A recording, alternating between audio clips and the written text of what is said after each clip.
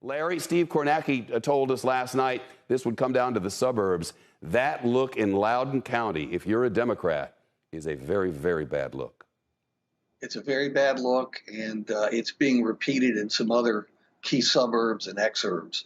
Also, it's interesting in even the little rural localities, they've lost population, but the percentage being given to Youngkin is actually higher than many recent Republicans who did not win statewide. So Youngkin is doing very, very well so far. You know, all the votes aren't in. In fact, nothing approaching all the votes are in. But you would rather be sitting with the Republicans than with the Democrats. Yesterday, your crystal ball, Larry, moved Virginia from leans McAuliffe to leans Youngkin.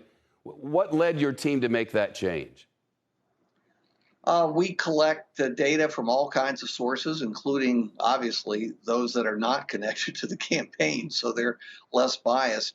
We also do what we call an elite survey. People hate elites, but people who are in politics, and particularly those in public office, have a sixth sense about elections. And when I hear, for example, Democratic officials, state senators, others, telling me that the Republican's going to win, that kind of weighs heavily with me.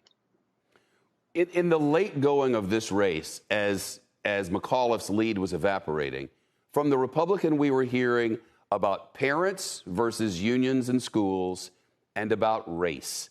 Does that seem to you to be something we'll hear a lot more about as we head toward the midterms?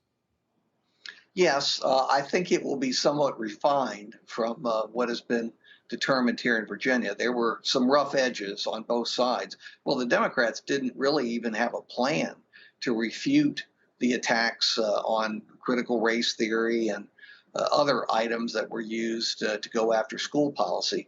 They clearly have to develop one quickly and use it, implement it.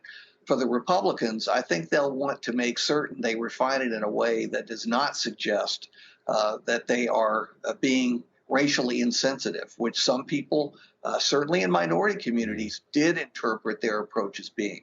Larry Sabato, as always on nights like this, thank you so much.